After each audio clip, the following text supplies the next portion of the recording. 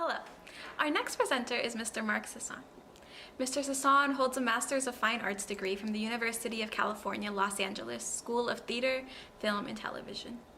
He is currently a professor of film, television, and media arts in the School of Arts, Communications, and Social Sciences at Southwestern College in Chula Vista, California. He is the father of a daughter and a son and happily married for 27 years. After working in the film industry in Los Angeles for 10 years, he pioneered in Papua New Guinea for 11 years, where he worked as Director of Educational Television in the Department of Education. He produced a number of educational and documentary films. His father began studying the faith shortly after the Second World War in 1949, and after investigating his father's faith, became a Baha'i in 1972. Mr. Sisson is an advocate for racial justice and a champion of oneness since his youth. Mr. Sisson has served on a number of institutions of the Baha'i Faith and has worked with a number of UN agencies, including UNDP, UNICEF, and the World Health Organization, and the European Union. So please enjoy. Hello, dear friends. It is a pleasure to be able to participate with you at this annual conference, albeit virtually, during this unprecedented year. We will, of course, be missing seeing each other's bright and friendly faces, but nevertheless, we hope that even under these conditions, the conference will be a success in mobilizing their friends in these last two cycles of the last of a series of historic plans. I've been invited to share my thoughts on the topic of oneness, a topic that is at the heart of the revelation of Baha'u'llah and the cornerstone of his teachings. To help us explore this idea, I thought it would be valuable for us to reflect together on the July 22nd message of the Universal House of Justice to the Baha'is of the United States, and to draw on a few of the sacred tablets of the writings of Abdu'l-Baha, the guidance from the beloved guardian Shoghi Effendi, and of course, a few other letters from the Universal House of Justice relevant to this topic. It has been about 35 years since I last attended the Grand Canyon Conference back in 1985. The Baha'i community was at a different stage in its development then, and it was before the House of Justice set the Baha'i world community on a new course toward entry by troops in 1996.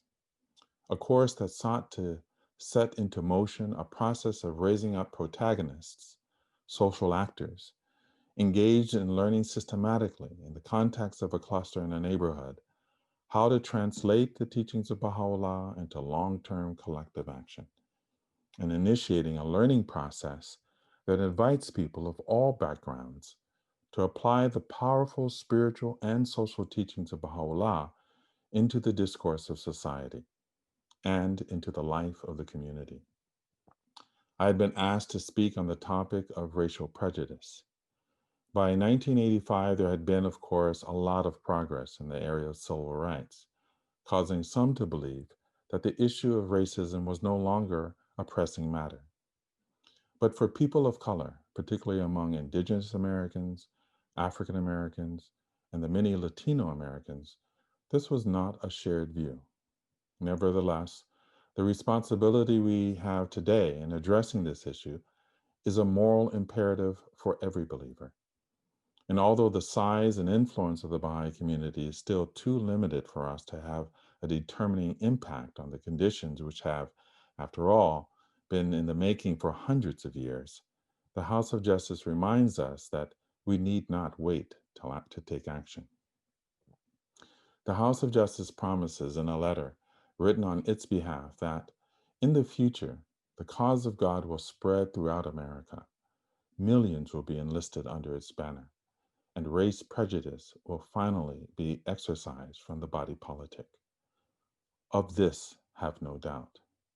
And is inexorable. It is inexorable because it is the will of Almighty God.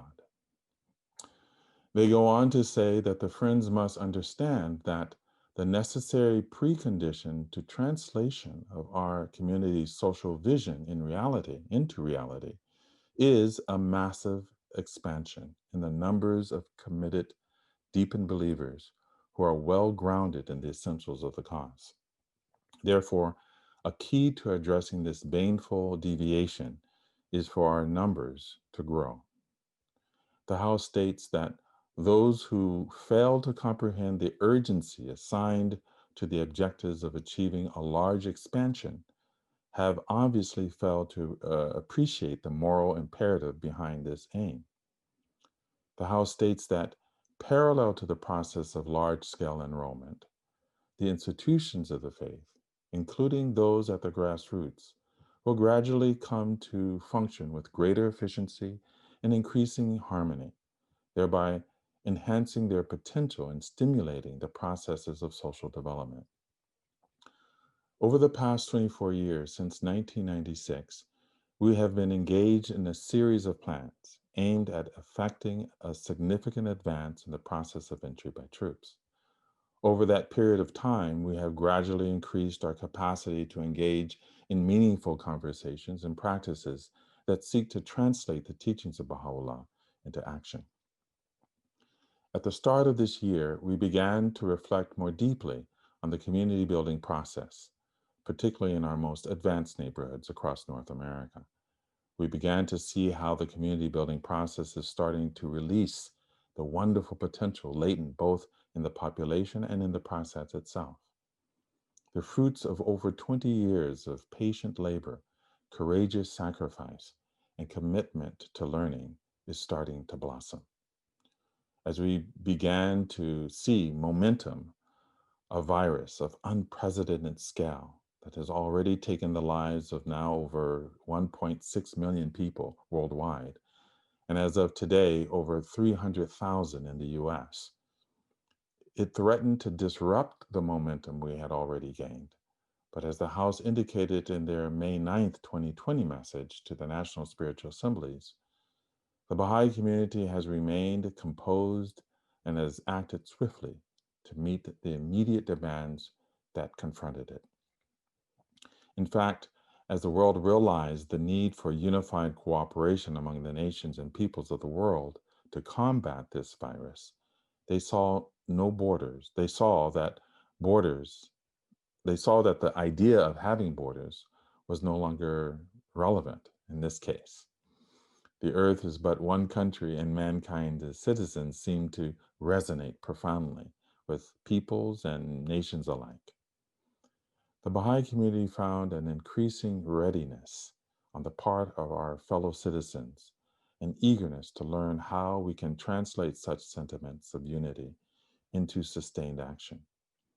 As we were grappling with the uncertainties of this virus, the murder of George Floyd, witnessed by people around the world, ignited a firestorm of protest everywhere. This blatant injustice had touched a chord among people of many countries, and America once again found itself at the center of the discourse on race and social injustice. I think because the Baha'i community has been so engaged in learning how to apply the plan's framework for action to the current circumstances of the world, we found ourselves able and to see in this crisis the seed of possibility. I cannot help but wonder, could not this global crisis be God sent, clearing away like a mighty storm and a fierce fire, the dead branches and debris of the old world order, and allow new growth, new ways of thinking, of being and doing to emerge? Naturally, such dramatic events puts into perspective for the Baha'i community our moral responsibility to stand up against injustice and oppression, to shun aloofness, and to further invigorate our community and our commitment to the spiritual transformation of the planet through our personal and direct involvement in this transformation as prescribed by the House of Justice. An institution, by the way, which the Guardian said would be regarded by posterity as the last refuge of a tottering civilization. In the midst of this, the Universal House of Justice, like a gentle spring rain, showered down upon the Baha'i community its love and guidance and a number of messages, one after the other, over the last few months, in the beginning particularly of the virus. in very short order. Among them was the July 22nd message to the Baha'is of the United States. This amazing and precious letter is provides us with loving insights that will illumine the long and thorny path ahead of us. It is not common for the Baha'is of the United States to receive a letter of this kind. If I'm not mistaken, the last time that the House wrote such a letter to the Baha'is of the United States was in 1988 on the theme of individual rights and freedoms. Hopefully, the friends will appreciate how special it is to receive such a message addressed to us. It is a rare gift, and I'm sure the community of the greatest name, the spiritual descendants of the Dawnbreakers, the recipients and co-executors of the tablets of the divine plan, will rally behind this special message to forge higher degrees of understanding, unity, love, dedication, and service to the cause. The care and love with which the House addresses us in this letter demands from us our full attention to its contents and a commitment to its application. In the first paragraph of the July 22nd message, the House of Justice points out that a moment of historic portent hath arrived for our nation as the conscience of its citizenry has stirred, creating possibilities for marked social change. This there is no denying. We just merely have to look around us. The current situation in the world, although alarming, has also created a rich, receptive environment to teach the faith and to engage in meaningful conversations about the conditions of the world and the solutions that we might wish to apply. It is our destiny to do so. In fact, the House tells us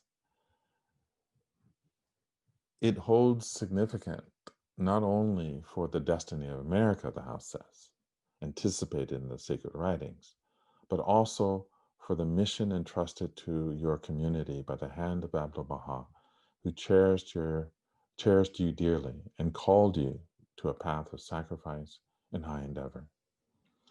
How do we translate Abdu'l-Baha's love for us into meaningful action?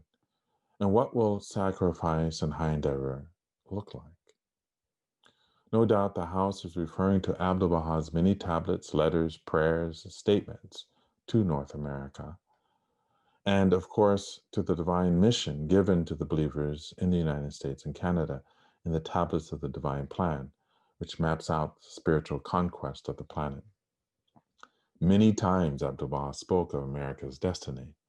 For example, in one place he says, "May this American democracy be the first nation to establish the foundation of international agreement, the first nation to proclaim the unity of mankind, the first to unfurl the standard of the most great peace, the first to build the tabernacle of the great peace and proclaim the oneness of mankind." And again, he says, its future is even more promising, for its influence and illumination are far-reaching. It will lead all nations spiritually. With all the world's people now living in America, this statement of Abdu'l-Baha's is quite extraordinary. It is encouraging to know that the House was pleased to see that, led by our national and local assemblies, the Friends seized opportunities, whether those thrust upon us by current circumstances or those derived from our systematic labors in the wider society, to play our part, however humble, in the efforts to remedy the ills of our nation. Among these opportunities, for example, was a letter from our National Assembly published in a local newspaper to the American people that addressed the current situation of the pandemic and the social injustice ravaging our communities. Also, letters were written by a number of local spiritual assemblies to mayors and other city officials, offering their years of experience in service to the broader community. There are numerous examples of communities and neighborhoods that engaged in the Institute process, that were engaged in the Institute process, who sought to collaborate with like-minded organizations and individuals in addressing the needs of the communities. For example, in helping to understand the nature of the COVID virus, in one instance, gatherings were held with community leaders in a local park while observing social distancing to discuss ways to help families get access to face masks and encourage people to wear them. In another case, youth in a neighborhood organized themselves to safely deliver much needed supplies to the elderly who were confined in their homes. Still, in other ways, health professionals serving and living in the neighborhood produced videos providing, in the language of the community, vital information about how to protect the most vulnerable in their families. These friends who had won the trust of the community through years of selfless service demonstrated the purity of their motives, the genuineness of their actions, and the unwavering constancy of their commitment. Through intimate, persistent, and creative approaches, and in consultation with the community of which they had become a part, they were able to contribute to its well-being. These and similar efforts were supported and encouraged by local spiritual assemblies across the country. On the matter of racial prejudice and social injustice, again, the friends rallied to contribute meaningfully to elevate the discourse in forms large and small, in a language of inclusiveness, not partisan, spiritual, not political, and welcoming to all, welcoming all perspectives.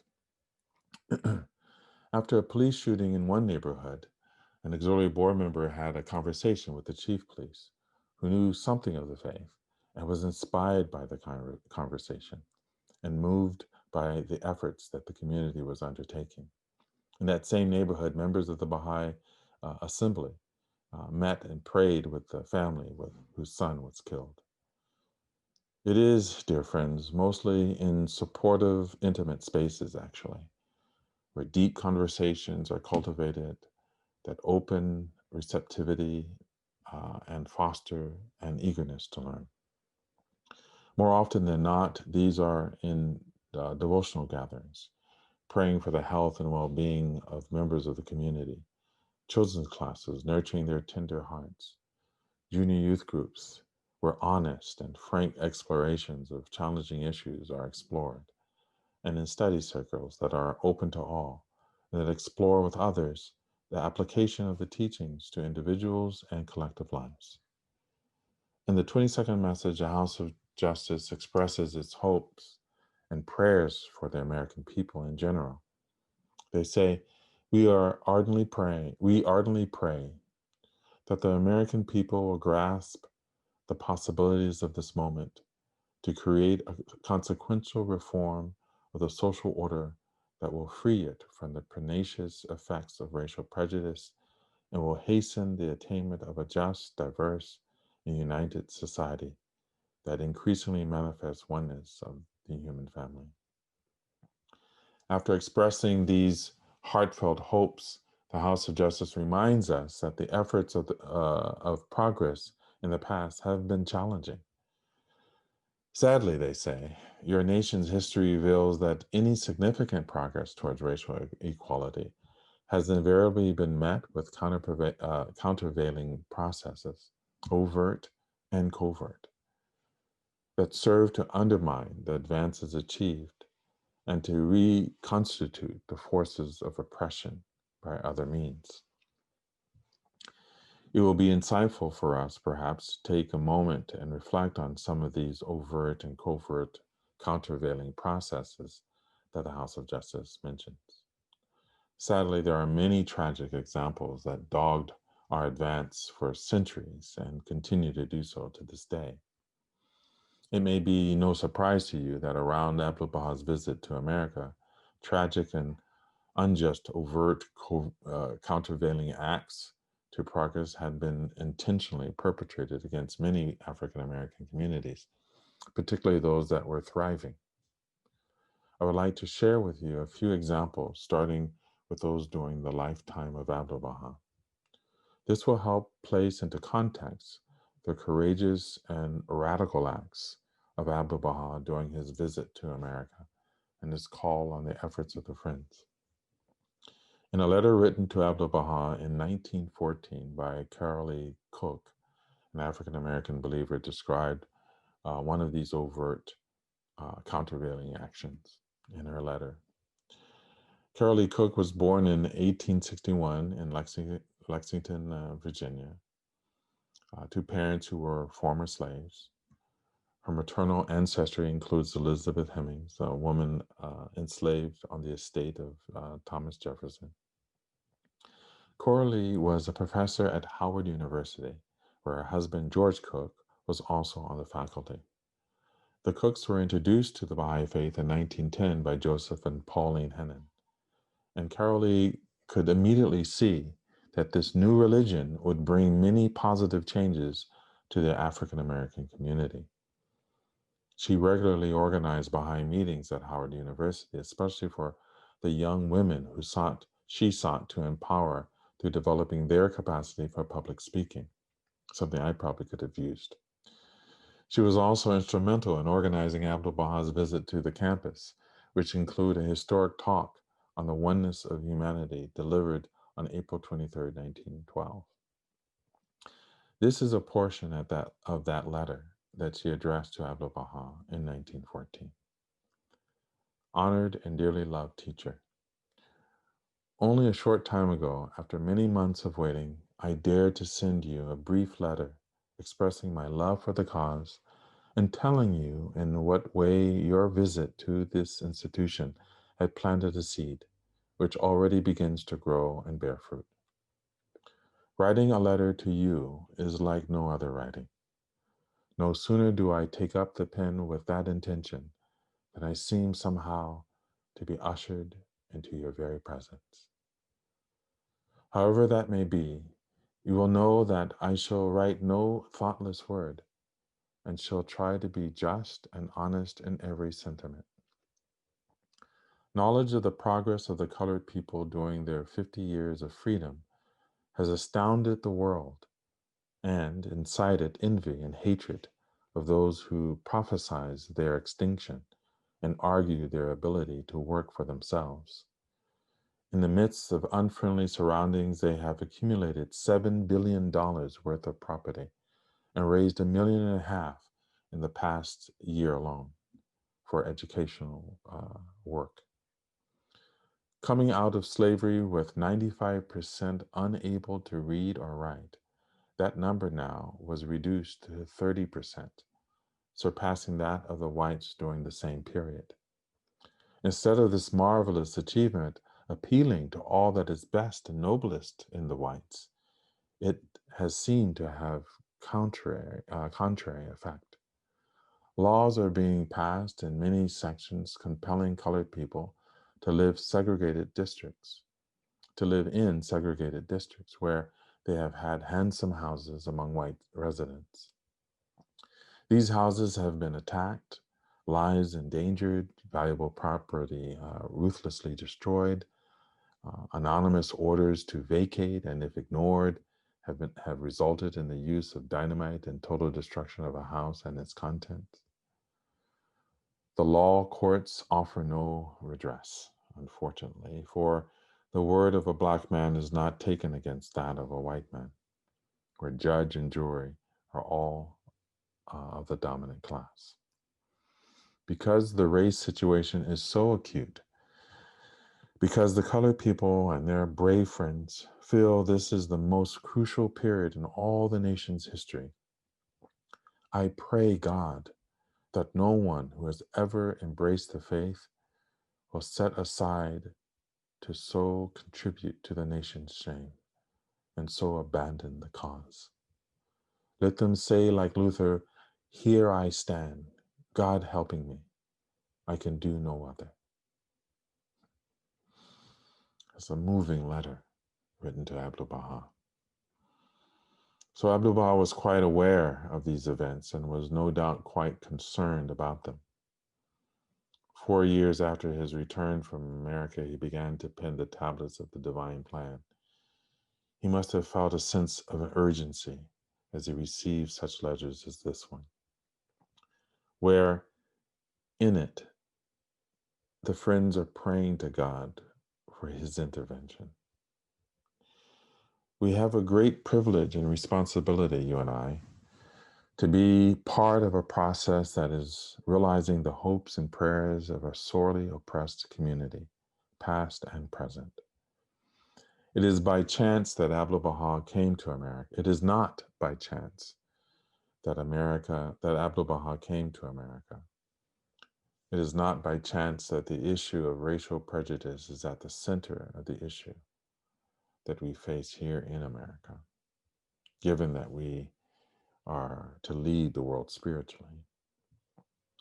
It is not by chance, perhaps, that during the time of Baha'u'llah's suffering, exile, and incarceration, that the African American people who were brutally enslaved raised their many prayers and plaintive cries to the Lord of all ages. I feel in my heart that it is these prayers that help to raise up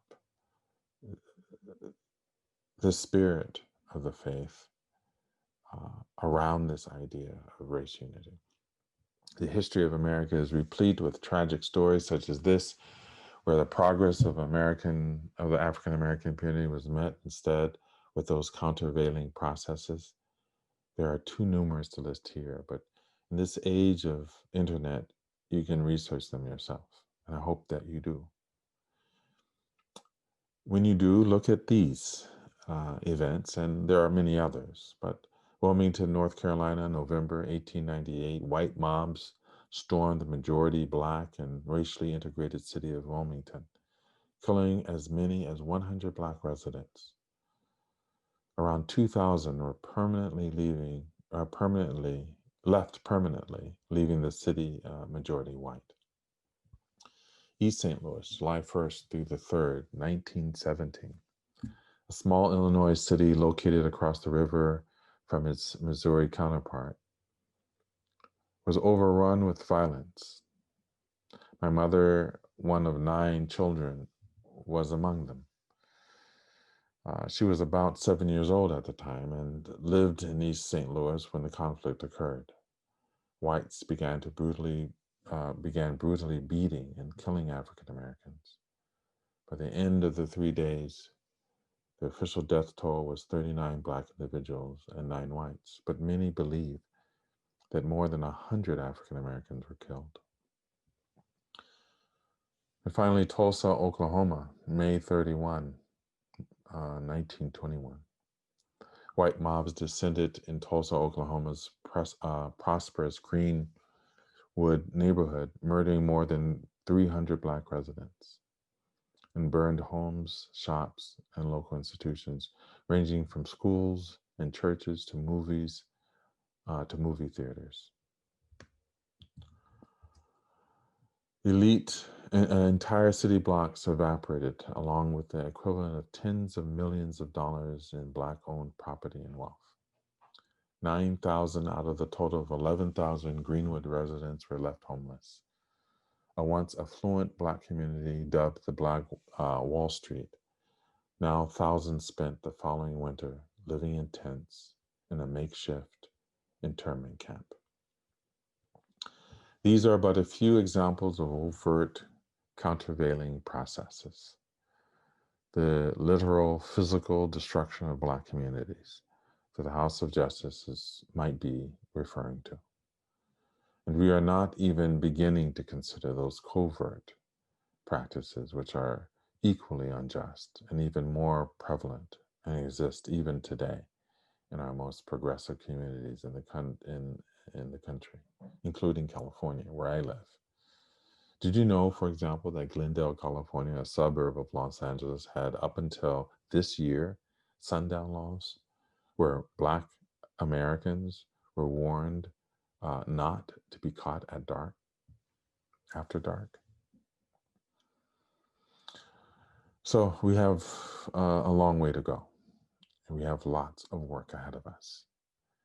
And we must be united in our efforts and sober in our approach. But praise be to God, Baha'u'llah has come. And with the guidance of the Universal House of Justice, there is more than hope. As mentioned earlier, we have been given the means by which to address these ills that seek to undermine God's plan for humanity. We also have the moral obligation and the spiritual mandate to take action. In another letter from the House of Justice, this time to the participants of the Black Men's Gathering, you would find it interesting to note that the House of Justice reiterated the efficacy of the Institute process as a means by which to address the racial prejudice. The House states that, quote, in the instruments of the plan, you now have within your grasp everything that is necessary to raise up a new people and eliminate racial prejudice as a force within your society, though the path ahead remains long and arduous. The Institute process is the primary vehicle by which you can transform and empower your people, indeed, all the peoples of your nation. So we need not search for a path to address these ills. This we have. We simply now must commit ourselves to walking this path and to do so with others in the communities in which we live. Let us now return to the July 22nd message. The House of Justice says, whatever the immediate outcome of contemporary events, you need not be deterred. For you are cognizant of the long and thorny road beset with pitfall described by the guardian that still lies ahead. Your commitment to tread this road with determination and insight, drawing upon what you have learned in recent years about translating Baha'u'llah's teachings into reality, will have to be sustained until the time anticipated by Shoghi Effendi, when you will have contributed your decisive share to the eradication of racial prejudice for the fabric of your nation. The House goes on to say, every believer, as the promulgator of Baha'u'llah's central principle of oneness of humanity, should deeply meditate upon it and weigh its demanding implications for the profound alteration of thought and action required at this time. The American Baha'i community, the leaven destined to leaven the whole, the guardian admonished, cannot hope to either escape the trials with which this nation is confronted, nor claim to be wholly immune from the evils that stain its character. So, if we cannot escape the trials which the nation is confronted, either as individuals or as members of a community, then should we not address it together head on? And if we cannot claim to be wholly immune from the evils that stain its character, should we not be ready to forgive one another, offer mutual support to each other, and love in the face of these evils? The House says a tremendous effort is required for both races. If their outlook, their manners, and their conduct are to reflect in this darkened age the spirit and teachings of the faith of Baha'u'llah. Let me read that again. A tremendous effort is required by both races if their outlook, their manners, and conduct are to reflect in this darkened age the spirit and teachings of the faith of Baha'u'llah. He also stated, let neither think that the solution so vast a problem is a matter that exclusively concerns the other. Let neither think that such a problem can either easily or immediately be resolved. Each one should endeavor to develop and assist the other toward mutual advancement. Abdu'l-Baha explained, love and unity will be fostered between you, thereby bringing about the oneness of mankind. So it seems that through our efforts, through our struggles together, through our overcoming the challenges of our miscommunications and our misunderstandings between one another, that overcoming these things will be the very thing, actually, that will help bind us together as one, help us to overcome those very obstacles. Again, I think this is a call to all of us, Black, white, Persian, Latino, Asian, young, old, of all classes and persuasions. We all are in this great battle together. We must help one another advance together. And as we help each other advance, supporting one another, our love for each other can only grow stronger.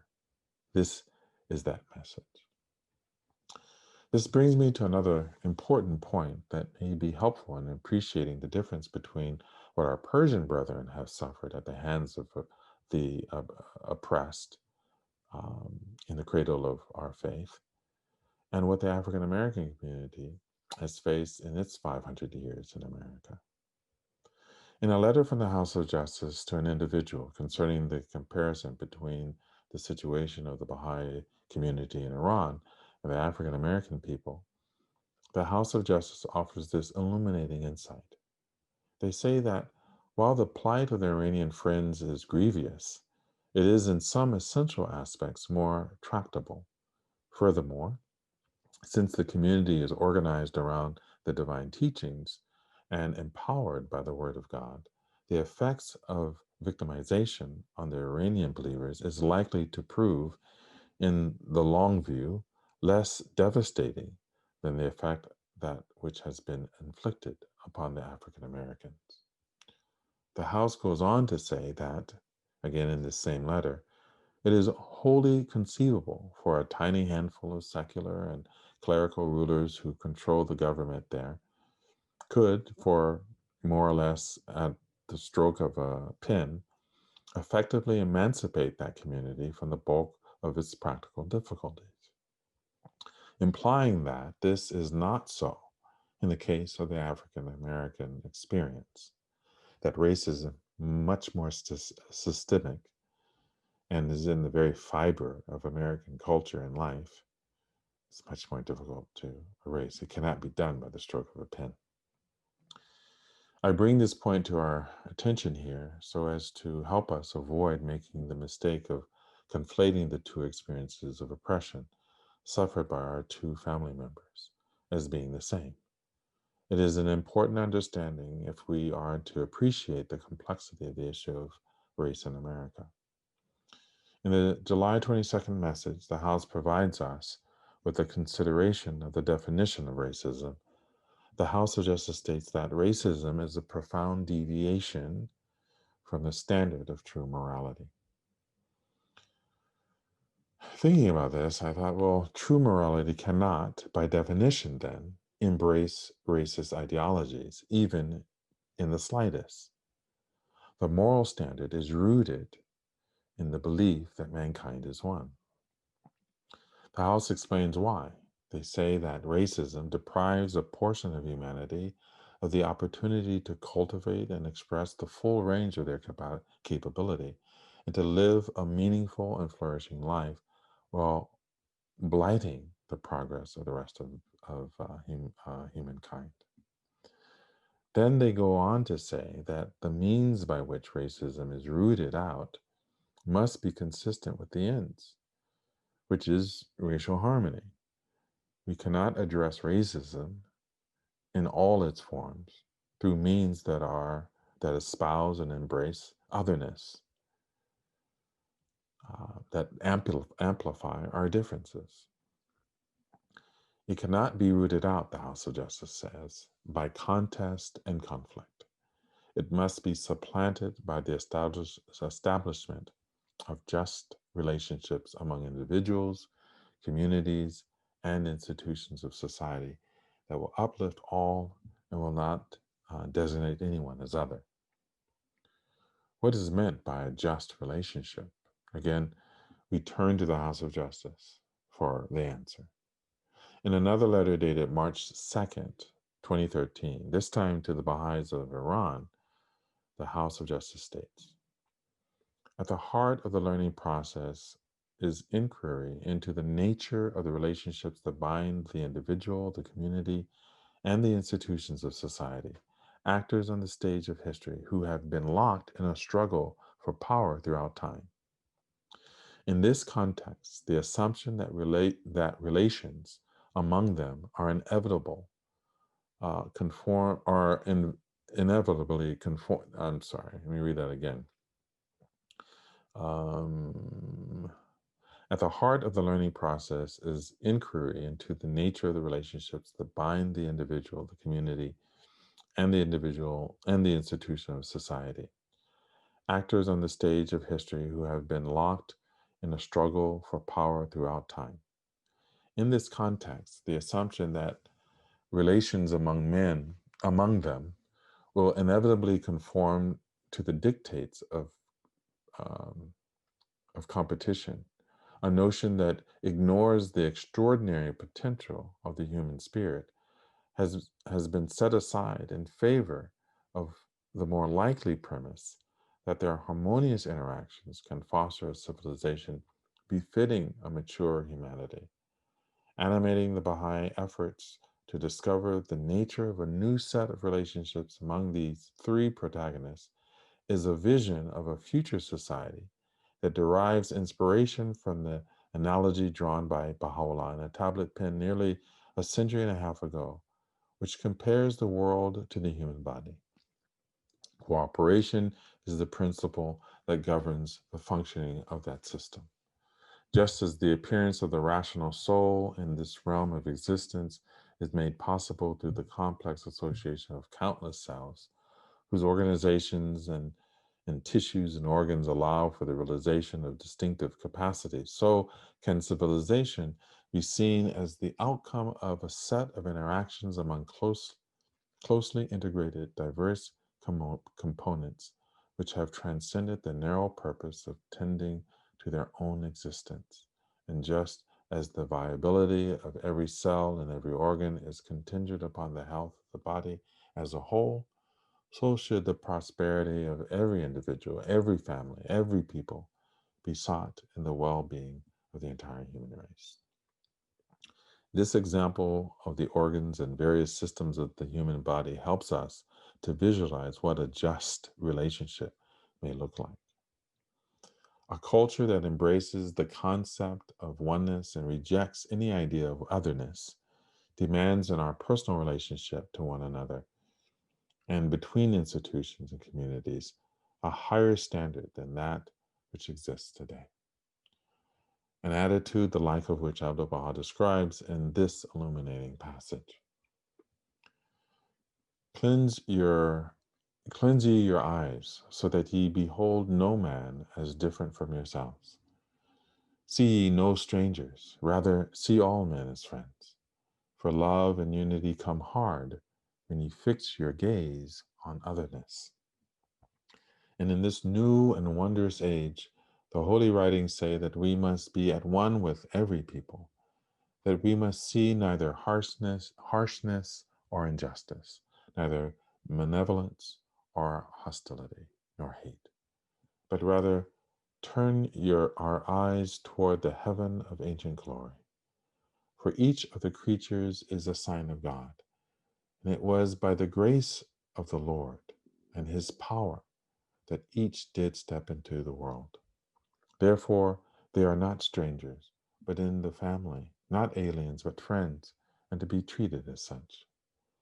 Wherefore must the loved ones of God associate in affectionate fellowship with stranger and friend alike, showing forth to all the utmost loving kindness, disregarding the degree of their capacity, never asking whether they deserve to be loved.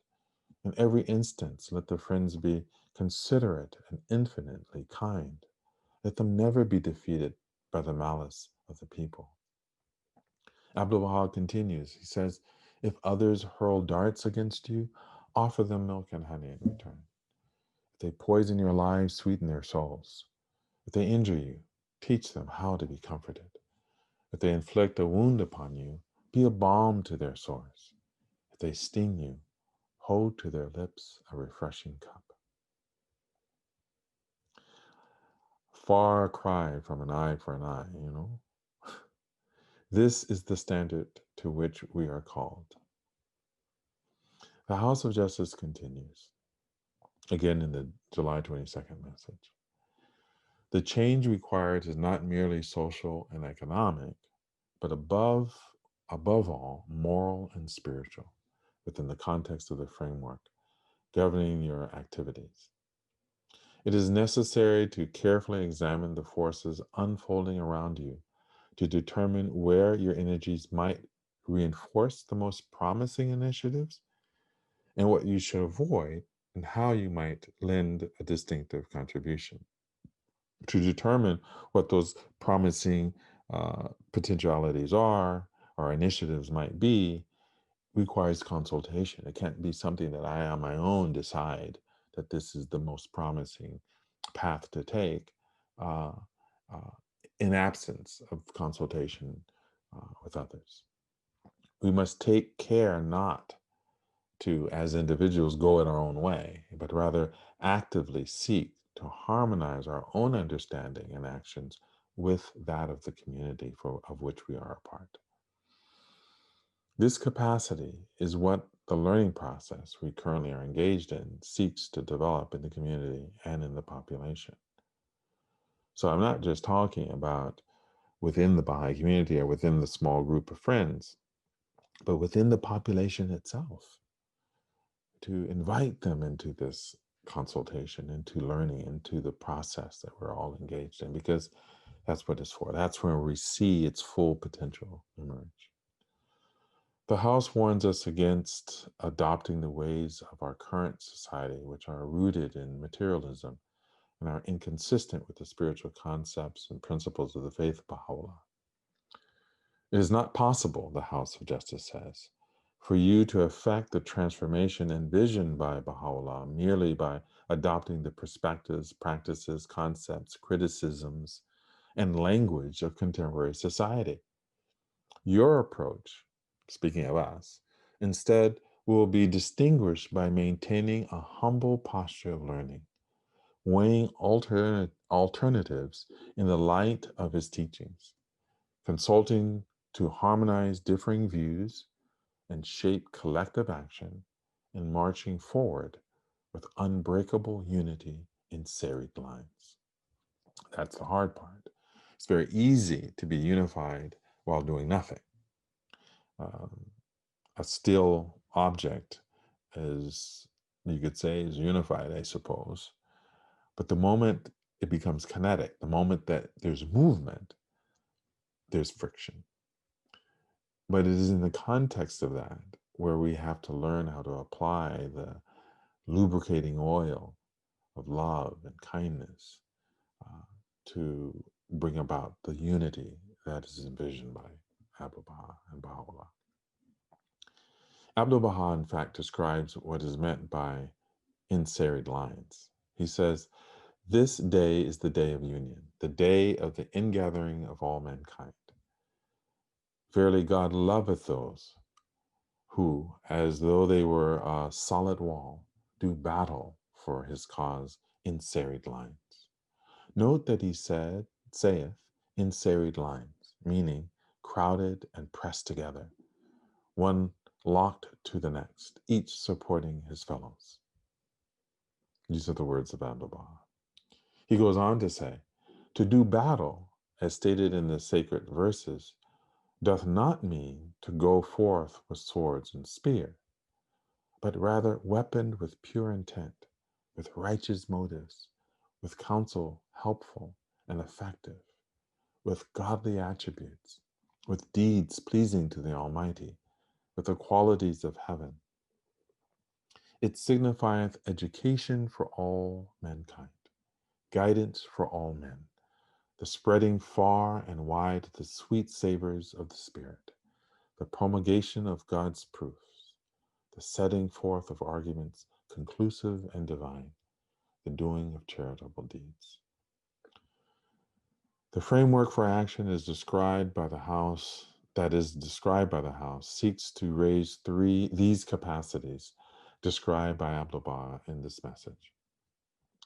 If we are to be in serried lines, close together as a wall, it will require the powerful force of love between the people and for our institutions.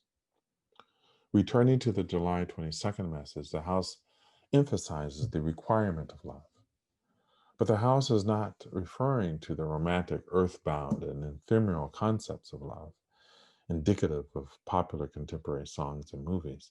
They are bringing to our attention the true love born from our relationship with our Creator.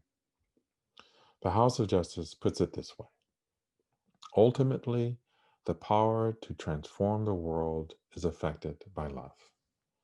Love originating from the relationship with the divine, love ablaze among members of a community, love extended without restriction to every human being. This divine love, ignited by the Word of God, is disseminated by enkindled souls through intimate conversations that create new susceptibilities in human hearts, open minds to moral persuasion, and loosen the hold of biased norms and social systems so that they can gradually take on a new form in keeping with the requirements of humanity's age of maturity. Could it not be through the home visits that we have with our neighbors and friends and members of our families that the House of Justice is referring to here, where these intimate conversations can be held? Is it not on the occasion when we face the vicissitudes of life ourselves or our neighbors have that experience that our hearts are most open and susceptible to the power of the Word of God? Is it not here in the safe and intimate environment of our friendships, free from mistrust and selfish motives, that a loving conversation can unite the hearts and open opportunities of service, fulfilling the intrinsic aspiration of the soul to serve our fellow man? It is in this context that perhaps the House of Justice defines who we are in this great enterprise. The House says, you are channels for this divine love. Let it flow through you to all who cross your path. Infuse it into every neighborhood and social space in which you move to build capacity to canalize the society-building power of Baha'u'llah's revelation. There can be no rest until the destined outcome is achieved. I love this passage. Where it says, infuse into every neighborhood and social space in which you move to build capacity to canalize the society-building power. It's not about us expressing love so that we're known to be loving souls, but to be true channels through which this love galvanizes the whole community. Of course, the House of Justice says it much better, and it is worthy of your time and fundamental to your success to study the letters of the House of Justice, internalize them, and apply them into your efforts. Our beloved House of Justice reminds us and assures us that Abdu'l-Baha, the perfect exemplar of the teachings of Baha'u'llah, will be by our side, stride for stride, and are on this long path of service. And more than recalling his talks and stories on special occasions alone, we must reflect deeply on what were those saintly qualities and attitudes, courageous actions, which Abdu'l-Baha took throughout the course of his life. We must study them so that we may increase our capacity to emulate his example, translate them into the world. Let us close then with these final words in the message of the 22nd of July. Ahead of you lie times of trials and promise, of hardship and progress, of anguish and joy. Under all conditions, the Master is your solace and support. For those who aspire to lasting change, his example guides the way, tactful and wise in his approach, penetrating in his utterance, indiscriminating in fellowship, unfailing in sympathy for the downtrodden, courageous in conduct, persevering in action, imperturbable in the face of tests, unwavering in his keen sense of justice. And to all who arise to emulate him, he offers this unfailing assurance: that which is confirmed is the oneness of the world of humanity. Every soul who serveth this oneness undoubtedly will undoubtedly be assisted and confirmed. Allah, our dear friends.